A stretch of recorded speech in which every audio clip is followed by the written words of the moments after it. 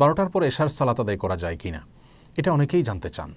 আসলে এশা এবং অন্য সকল সালাত, এসব সালাতগুলোর সময় শুরু হচ্ছে কখন, শেষ হয় কখন, এটি কোনো ঘন্টা মিনিটের উপর নির্ভরশীল নয়, বরং বিষয়টি নির্ভর করে সময়ের আবর্তনের উপরে।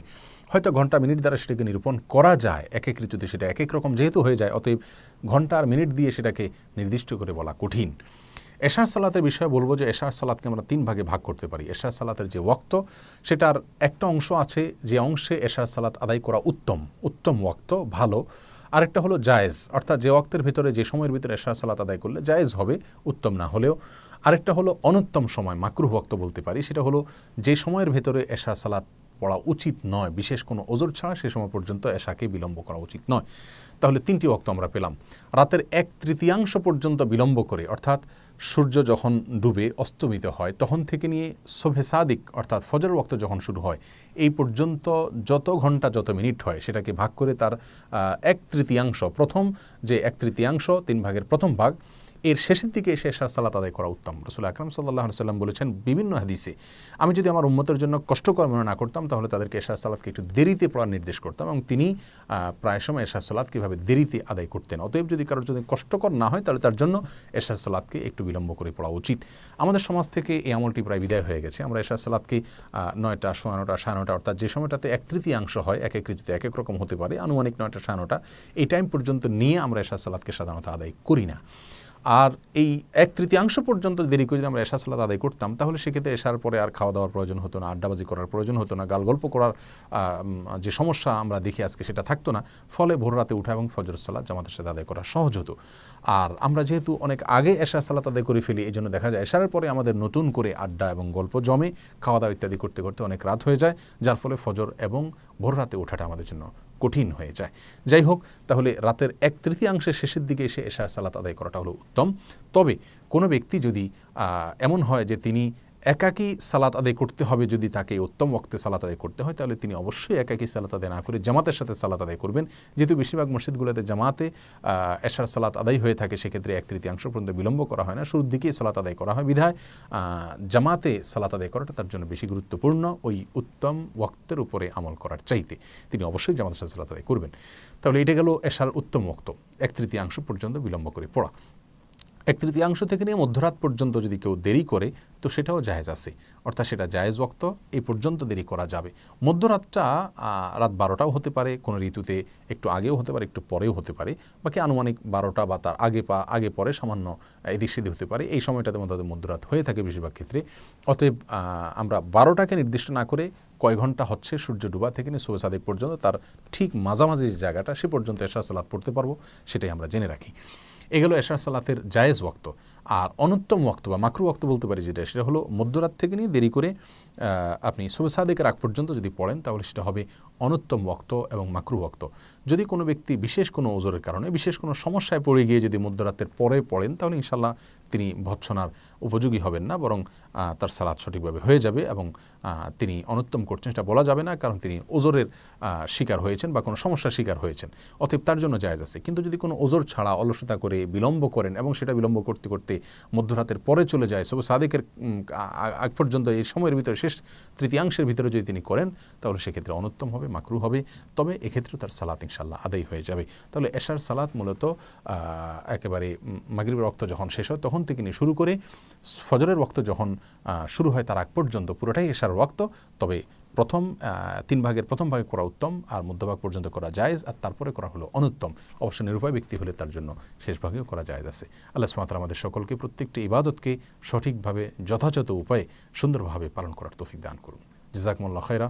আসসালামু আলাইকুম ওয়া রাহমাতুল্লাহি ওয়া বারাকাতুহু। আজকাল ঝড় বৃষ্টি শুরু হলে সোশ্যাল মিডিয়ায় খিচুড়ি, ইলিশ ইত্যাদি খাওয়ার পোস্টের ধুম পড়ে যায়, এ বিষয়ে কিছু বলবেন কি? ভাইরা আমার, আমাদের এমন একটা প্রজন্ম আমরা এখন পেয়েছি বা এমন একটা সময় আমরা পার করছি, ভোগবাদ আমাদেরকে এমন একটা জায়গায় নিয়ে গেছে যে এখন মানুষ শুধুমাত্র ফুর্তি করতে চায়। ফুর্তিবাজ একটা প্রজন্ম পেয়েছি আমরা। বিবেক, বুদ্ধি, বিবেচনা, ভালো মন্দ, হিতাহিত জ্ঞান কোনো কিচ্ছু পরোয়া করার সুযোগ নাই, শুধু ফুর্তি করতে হবে। কি করতে হবে? আপনারা সোশ্যাল মিডিয়াতে হয়তো অনেক ছবি দেখেছেন যে দাদা কিংবা নানা মারা গেছে, লাশের ছবির সাথে লাশের সাথে এসে সেলফি তোলে দাগ বের করে। এরকম প্রজন্ম এখন তৈরি হয়েছে। ভোর রাত সাহারির সময় দোয়া কবুল হয়, কান্নাকাটি করার সময় সাহারি পার্টি হয়, ফুর্তি। কান্নার সময় কি করতেছে? ফুর্তি। অর্থাৎ দরকারে বেদরকারে, জায়গায় বেজায়গায়, সময় অসময় জাস্ট ফুর্তি করো, জাস্ট আনন্দ করো। ভোগবাদ এবং বস্তুবাদ আমাদেরকে এমন একটা জায়গায় নিয়ে গেছে, সব জায়গায় দেখবেন শুধু ভোগের উন্মাদনা, শুধু ভোগের আয়োজন, শুধু ভোগের উস্কানি, কোথাও ত্যাগের কথা পাবেন না। ইসলাম মানুষকে ত্যাগের কথা বলে। এই যে আপনার যত নববর্ষ আছে, ইংরেজি নববর্ষ বলেন, বাংলা নববর্ষ বলেন, যত নববর্ষ আছে, এগুলো সবগুলো কিসের কথা বলে? খাও দাও, ফুর্তি করো, ইলিশ খাও, পান্তা খাও, ভালো জামা পরো, শাড়ি পরো, ফুর্তি করো, তাই না? কোনো ত্যাগের মহিমা নাই, ত্যাগের কোনো শিক্ষা নাই। কিন্তু ইসলাম আমাদেরকে যে ঈদ দিয়েছে, দেখেন, ঈদুল ফিতরের শিক্ষাই হলো গরিব দুঃখীকে আগে ফিতরা পাঠাও, তারপর নিজে ঈদের আনন্দ করো। তারপরে তুমি কোরবানির গোশত নিজে খাও, গরিব দুঃখীকেও খাওয়াও, তুমি ঈদের আনন্দ করো। ত্যাগ এবং ভোগ দুইটাই আছে। তো এই যে আমাদের ভোগী প্রজন্ম, এরা বৃষ্টি ঝড় হচ্ছে, তুফান হচ্ছে, এটা কি ফুর্তি করার বিষয় কিনা সেটুকু পরখ করার ক্ষমতাও নাই, হারিয়ে গেছে। সেটুকু আমাদের সব থেকে দূর হয়ে গেছে। এখন আমরা যেখানে সেখানে ফুর্তি করি। ঝড় বৃষ্টি শুরু হলে সোশ্যাল মিডিয়াতে আমরা দেখতে পাই যে আমাদের অনেকেই ফুর্তি করছেন এটা নিয়ে। প্রচন্ড ঝড়ে গাছপালা সব ভেঙে চৌচির হওয়ার উপক্রম, চতুর্দিকে ভাঙনের আওয়াজ, এবং সমুদ্রের তীরে নদীর পাড়ে থাকা মানুষ, গ্রামে থাকা মানুষ, তাদের কষ্ট এবং হাহাকার শুরু হয়। কারো ঘর জবজব করে সেখানে পানি পড়ে, কারো ঘর ভেঙে উড়িয়ে বাতাসে নিয়ে যায়, নানা রকমের সমস্যা হয় এবং জলাবদ্ধতা নানা মানুষের কষ্ট হয়, অনেক মানুষের অসুবিধা তৈরি হয়। যেই ঝড়, যেই তুফান, যেই বৃষ্টি, যেই প্রাকৃতিক দুর্যোগ আমাদের নানা রকমের বিপদ ডেকে আনে, অনেক মানুষের কষ্ট ডেকে আনে, সেটা আমার ফুর্তির কারণ কিভাবে হয়? আবার সেটা সোশ্যাল মিডিয়াতে আমি প্রচার করছি যে আমি এই ঝড়ে বাসা বসে বসে খিচুড়ি খাচ্ছি, এটা খাচ্ছি, সেটা খাচ্ছি। ওই যে ফুর্তিবাজ একটা প্রজন্ম আমরা পেয়েছি। এখন ফুর্তি করা, যে কোনো মূল্যে আমাকে ফুর্তি করতে হবে, সব মরেসা হয়ে যাক, আমাকে ফুর্তি করতে হবে, এরকম একটা প্রবণতা আমাদের মধ্যে আসছে। আল্লাহ তাআলা আমাদেরকে হেদায়েত দান করুন। ভাইরা আমার, খিচুড়ি খান আপনি, এটা তো জায়েজ কাজ, সমস্যা নাই। ইলিশ খান আপনি, জায়েজ কাজ, সমস্যা নাই। কিন্তু যে ঝড় তুফানে আল্লাহর দিকে মনোনিবেশ করার কথা, আল্লাহর ভয়ে সন্ত্রস্ত থাকার কথা। নবী করিম সাল্লাল্লাহু আলাইহি সাল্লাম আকাশে যখন মেঘমালা দেখতেন, তখন অনেক সময় ভয়ে আল্লাহ রাব্বুল আলামিনের দিকে রুজু করতেন, মসজিদে চলে আসতেন, আল্লাহর কাছে পানা চাইতেন।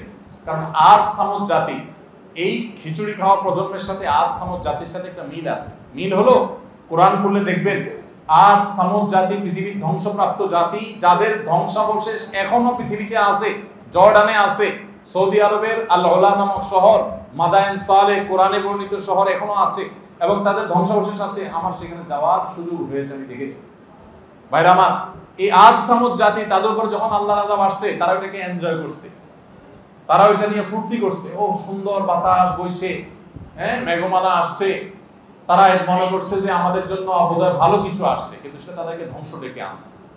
তো একজন ঈমানদার, তিনি আল্লাহর ভয়ে সন্ত্রস্ত থাকবেন, তিনি ঝড় বৃষ্টি থেকে আত্মরক্ষার জন্য সর্বাত্মক প্রচেষ্টা করবেন, সতর্কতা থাকবেন, অন্যদেরকে সতর্ক করবেন, পাশাপাশি তিনি আল্লাহর কাছে পানা চাইবেন যেন আল্লাহ তাকে ক্ষয়ক্ষতি থেকে বাঁচিয়ে রাখেন।